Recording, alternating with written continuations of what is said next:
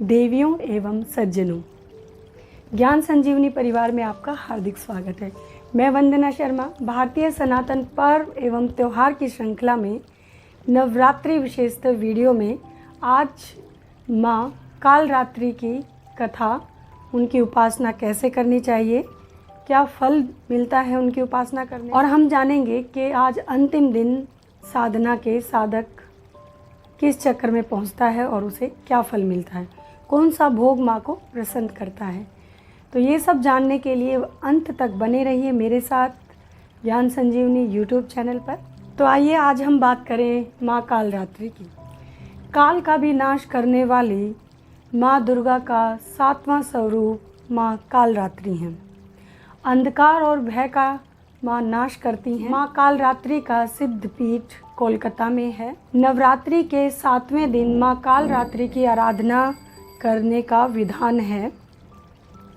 इनकी पूजा अर्चना करने से सभी पापों से हमें मुक्ति मिलती है, दुश्मनों का नाश होता है तथा मनुष्य का तेज बढ़ता है। इस दिन साधक का मन सहस्त्र चक्र में स्थित होता है और साधक माँ का स्वरूप प्राप्त कर लेता है। उसका मन माँ के स्वरूप में स्थित हो जाता है।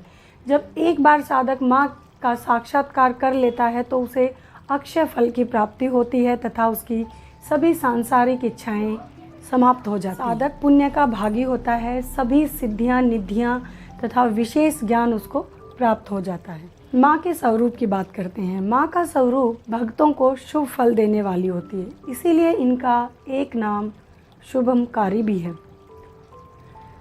माँ का रंग एकदम घने अंधकार की तरह काला है। इनके बाल बिखरे हुए होते हैं। इनकी आँखों से विद्युत की चमकीली किरणें निकलती रहती हैं। माँ के श्वास और परश्वास से अग्नि की भयंकर ज्वालाएं निकलती रहती हैं। माँ के 3 नेत्र हैं। माँ कालरात्रि के 4 हाथ हैं। बाएं तरफ के ऊपर वाले हाथ में एक लोहे का कांटा और नीचे वाले हाथ में खड्ग रखती हैं। दाहिने हाथ की तरफ ऊपर वाले हाथ में माँ अभय मुद्रा की ऊपर वाले हाथ को माँ अभय मुद्रा में रखती हैं तथा नीचे वाले हाथ से अपने भक्तों को वरदान देती हैं। माँ कालरात्रि को हम काली, महाकाली, चंडिका, चामुंडा, भद्रकाली, रुद्रानी, भैरवी इत्यादि नामों से भी बुलाते हैं। आइए अब हम जानें कि माँ की उपासना कितनी फलदायी होती है, क्या फल मिलता है हमें माँ कालरात्रि की उपासना करके 7वें नवरात्रि को। माँ काली जहाँ अपने भक्तों को वरदान देती हैं वहीं दुष्टों का विनाश करती हैं। राक्षस, दैत्य, असुर इत्यादि माँ के स्मरण मात्र से ही भयभीत होकर भाग जाते हैं। माँ कालरात्रि की पूजा से मनुष्य हर तरह की ग्रह बाधा को दूर कर सकता है। माँ काली की उपासना से व्यक्ति का हर तरह का भय दूर हो जाता है, फिर चाहे वो अग्नि भय हो, जल भय हो, जंतु भय हो, शत्रु से भय हो, रात्रि अथवा अंधकार से भय हो। माँ कालरात्रि हर तरह के भय से मुक्त कर देती हैं। माँ कालरात्रि की उपासना करने से अकाल मृत्यु का भय भी दूर हो जाता है। यह अपने भक्तों को अकाल मृत्यु से बचाती है। प्रत्येक सर्वसाधारण मनुष्य के लिए माँ की उपासना करना बहुत सरल है।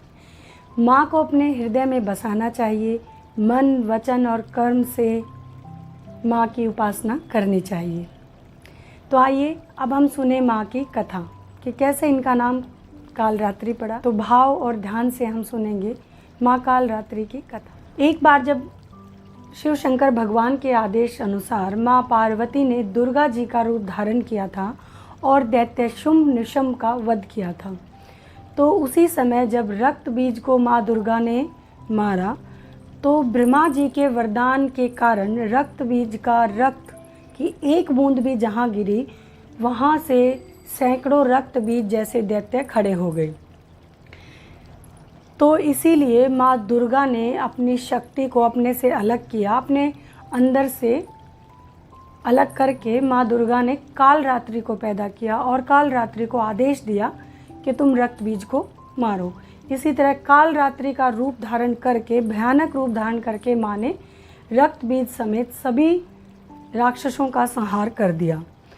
तो ये भयंकर रूप कालरात्रि माँ का हमें यही शिक्षा देता है कि हमारे भौतिक दुख, चाहे हमें एक राक्षस, एक दैत्य के भांति कितने ही भयानक दिखते हों, हमें हमेशा स्मरण रखना चाहिए कि हमारी माँ कालरात्रि माँ, दुर्गा माँ, भगवती माँ बहुत वैभवशाली और शक्तिशाली हैं।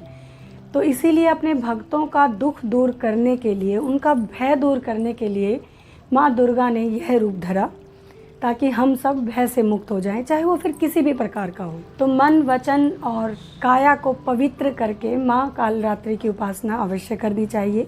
अब हम जानते हैं कि सप्तमी के दिन, नवरात्रि के 7वें दिन आप कौन सा भोग लगाएं माँ कालरात्रि को कि वो प्रसन्न हो। तो जान लीजिए, कालरात्रि को गुड़ का भोग प्रिय है।